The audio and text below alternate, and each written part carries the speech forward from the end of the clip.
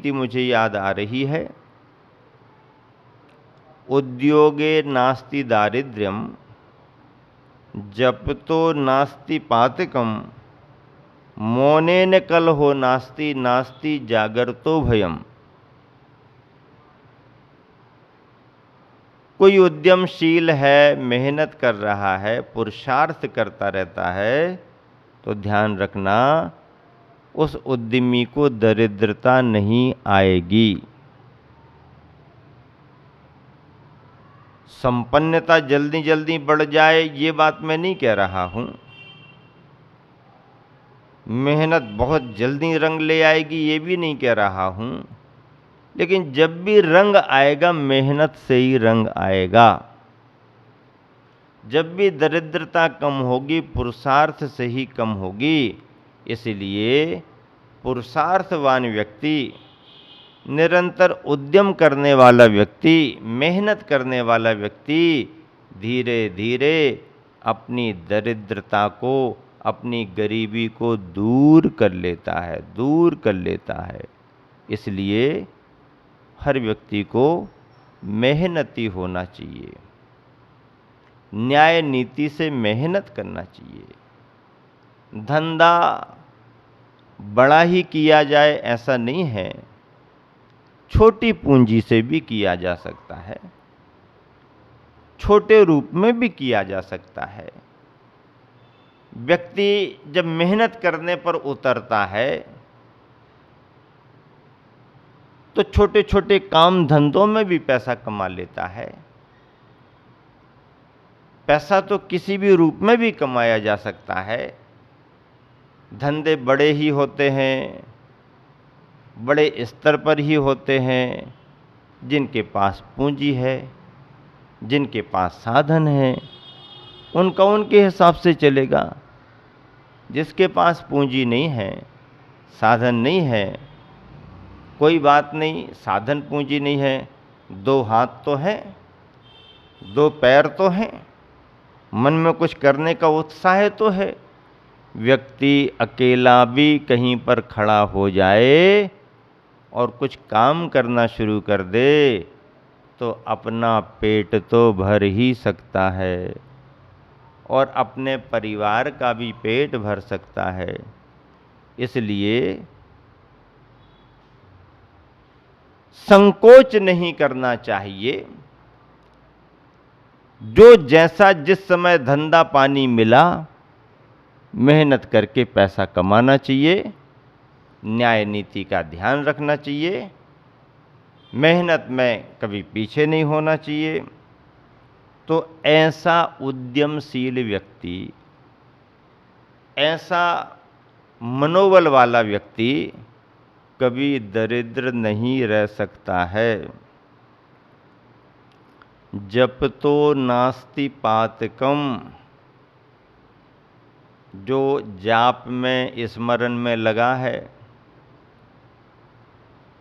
पाठ कर रहा है, जाप कर रहा है, भाव न भा रहा है, तो उसको पाप लगेगा नहीं। क्योंकि पाप अशुभ चिंतन से आता है, खोटे चिंतन से आता है, दुर्ध्यान अपध्यान से आता है। और दुर्ध्यान से बचने का सबसे अच्छा तरीका है भगवान का स्मरण करो, नमोकार का जाप करो, भगवान की स्तुति करो, गुणगान करो, पूज्य परमेष्ठियों का गुणगान करो, गुरुओं की स्तुति करो। ऐसा करने से निरंतर शुभ स्मरण करने से पाप से बचा जा सकता है। मौनेन कलहो नास्ति, ज़्यादा बोलना, बड़बड़ बोलना, विवाद होते हैं, कलह होते हैं, शांति भंग होती है। और यदि मौन धारण कर लिया, कुछ समय के लिए शांत हो गए, सीमित बोलना शुरू कर दिया, कम बोलना शुरू कर दिया, तो कलह समाप्त होने लगते हैं, विवाद समाप्त होने लगते हैं। कई बार तो बात की बात में बात बढ़ जाती है। सूत न कपास जुलाहों में लठा लठी वाली बात यहीं से शुरू हुई है। ना कपास है ना सूत है, और तर्क वितर्कों में लग लग करके जुलाहों में लड़ाई झगड़ा शुरू हो जाता है। जवाब देने से कई बार बात बढ़ जाती है, विवाद बढ़ जाते हैं। और जवाब देना बंद कर दें, सामने वाले की भी बात को थोड़ा महत्व दे दें, थोड़ा उनकी बात को भी सुनना शुरू कर दें, थोड़ा सा समझना शुरू कर दें, थोड़ा शांत रहना शुरू कर दें, जवाब ना दें, थोड़ा विनम्रता का परिचय देने लगें, तो बहुत सारे विवाद और कलह तो अपने आप ही शांत हो जाते हैं।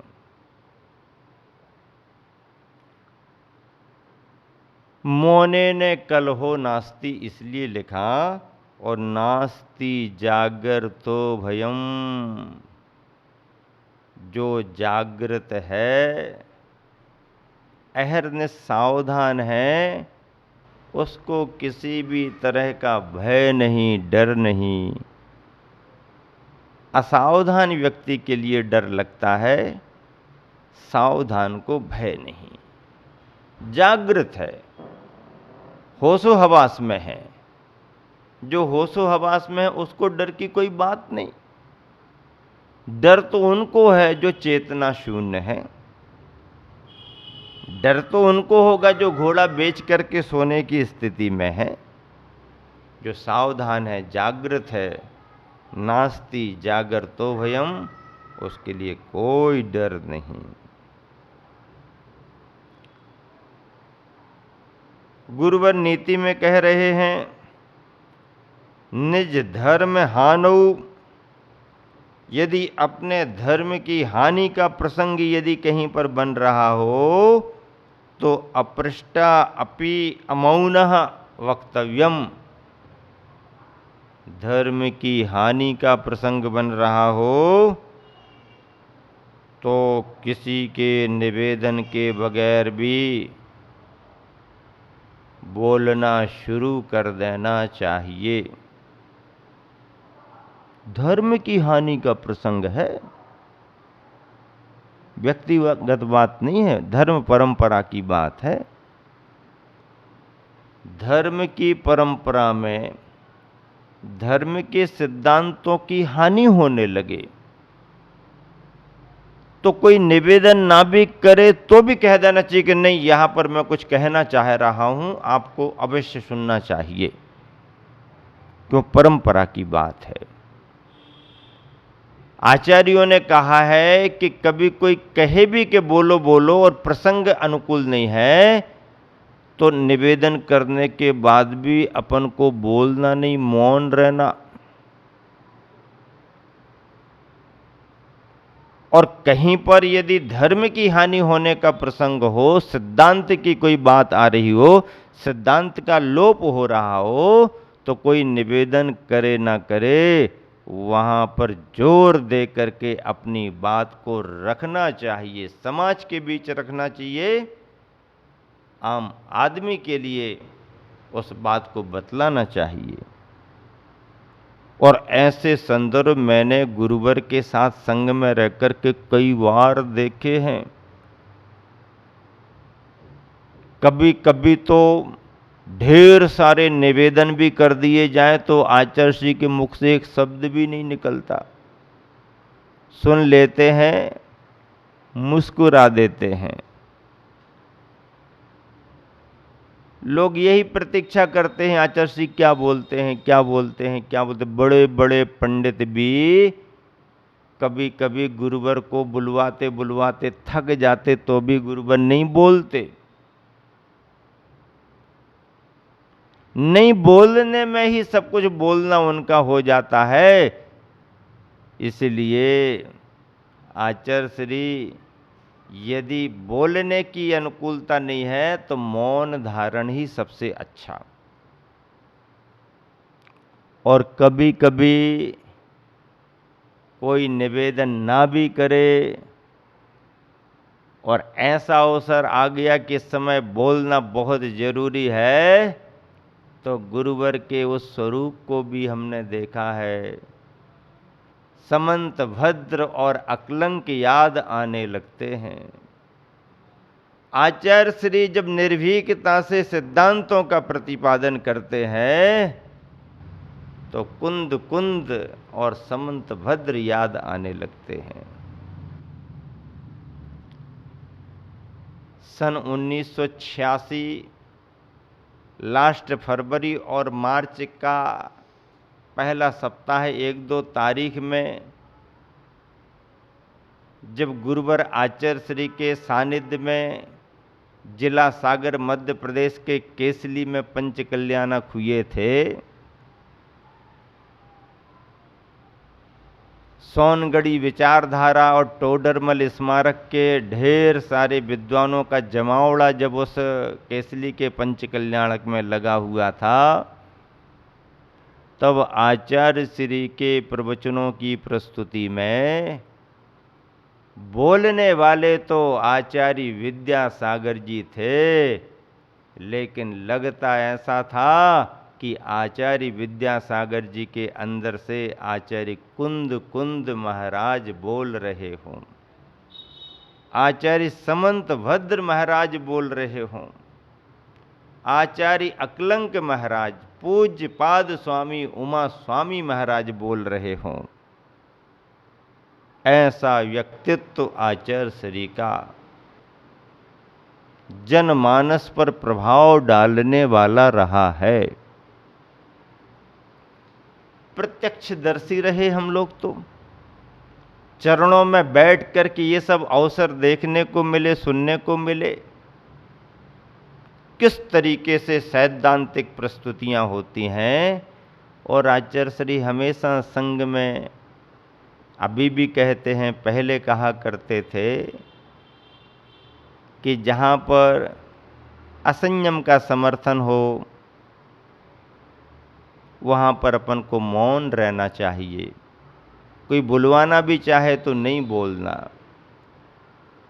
और जहाँ पर धर्म की क्रियाओं का लोप हो रहा हो, जहाँ पर हमें सत्य और सिद्धांतों को समाज के सामने रखना हो, तो उस समय चुप बैठना ठीक नहीं है।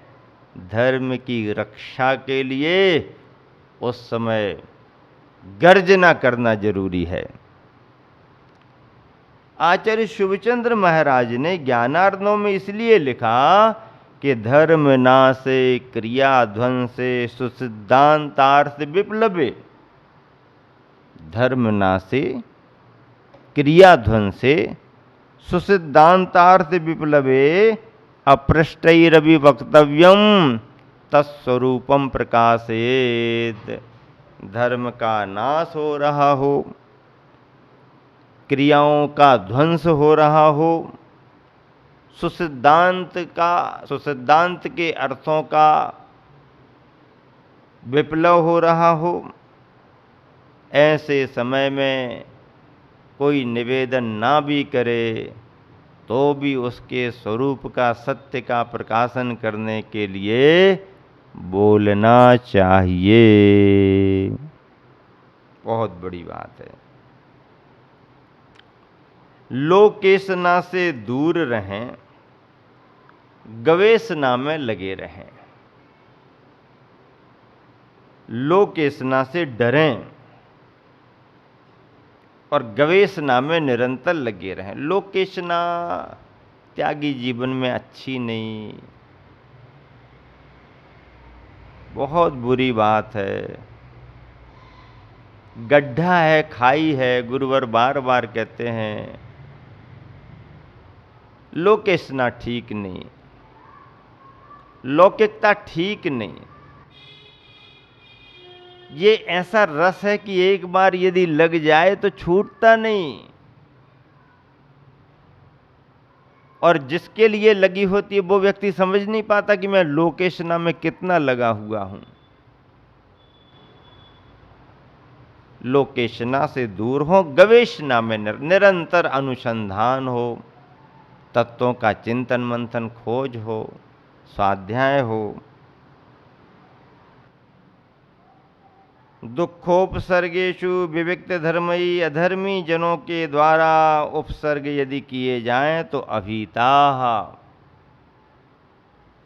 दुर्जन दुष्ट अधार्मिक लोग यदि किसी प्रकार के उपसर्ग करें तो उसमें निर्भीक और निडर रहने की जरूरत है, घबराने की जरूरत नहीं है। ऐसे योगी मया अंचते, ऐसे योगी मेरे द्वारा पूजे जाते हैं।